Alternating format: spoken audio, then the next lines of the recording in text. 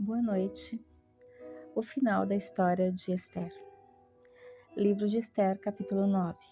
No 13º dia do 12º mês, mês de Adar, entrava em vigor o decreto do rei. Naquele dia, os inimigos dos judeus esperavam vencê-los, mas aconteceu o contrário. Os judeus dominaram aqueles que o odiavam, reunindo-se em suas cidades e em todas as províncias do rei Xerxes para atacar os que buscavam a sua destruição. Ninguém conseguia resistir-lhes, porque todos os povos estavam com medo deles, e todos os nobres da província, os sátrapas, os governadores e os administradores do rei apoiaram os judeus, porque o medo que tinha de Mardoqueu haviam se apoderado deles. Mardoqueu era influente no palácio, sua fama espalhou-se pelas províncias e ele se tornava cada vez mais poderoso. Os judeus feriram todos os inimigos à espada, matando-os e destruindo-os, e fizeram o que quiseram com eles. Na cidadela de Suzã, os judeus mataram e destruíram 500 homens.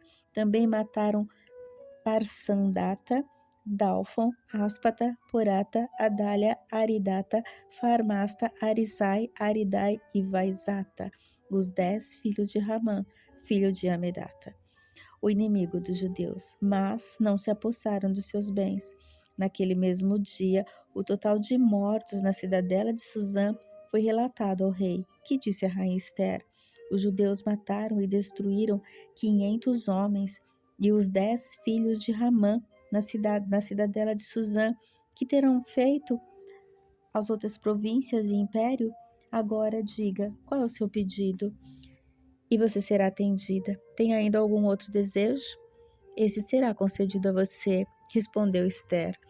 Se for do agrado do rei, que os judeus de Suzã tenham autorização para executar também amanhã o decreto de hoje, para que os corpos dos 10 filhos de Amã sejam pendurados na forca. Então o rei deu ordem para que assim fosse feito.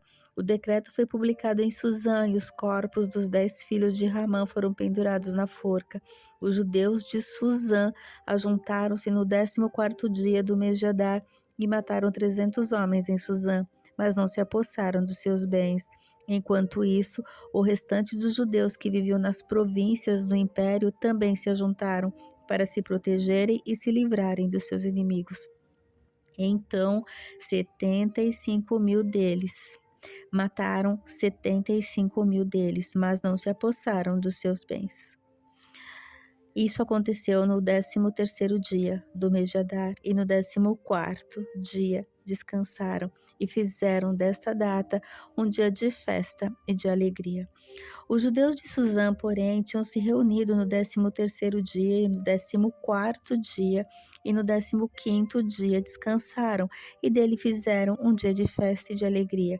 Por isso, os judeus que vivem em vilas e povoados comemoram o 14º dia do mês de Adar como um dia de festa e de alegria, um dia de troca de presentes. Mardoqueu registrou esses acontecimentos e enviou cartas a todos os judeus de todas as províncias do rei Xerxes, próximas e distantes, determinando que anualmente se comemorassem o 14º dia e o 15º dia do mês de Adar, pois nesses dias os judeus livraram-se dos seus inimigos. Nesse mês, a sua tristeza tornou-se em alegria e o seu pranto num dia de festa. Escreveu-lhes então dizendo que comemorassem aquelas datas como dias de festa e de alegria, de troca de presentes e de ofertas aos pobres. E assim os judeus adotaram como costume aquela comemoração, conforme o que Mardoqueu lhe tinha ordenado por escrito, pois Amã, filho do Agagita Amedata, inimigo de todos os judeus, tinha tramado contra eles para destruí-los e tinha lançado o por, isto é, a sorte, para a ruína e destruição deles.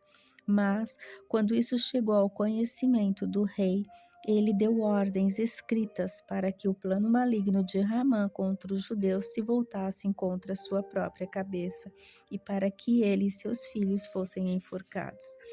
Por isso, aqueles dias foram chamados Purim, da palavra pur, considerando tudo o que estava escrito nessa carta, o que tinham visto e o que tinha acontecido, os judeus decidiram estabelecer o costume de que eles e os seus descendentes, todos os que se tornassem judeus, não deixariam de comemorar anualmente esses 2 dias, na forma prescrita e na data certa. Esses dias seriam lembrados e comemorados em cada família de cada geração, em cada província, em cada cidade, e jamais deveriam deixar de ser comemorados pelos judeus. E os seus descendentes jamais deveriam esquecer de tais dias. Então, a rainha Ester, filha de Abiail, e o judeu Mardoqueu escreveram com toda a autoridade uma segunda carta para confirmar a primeira, acerca do Purim.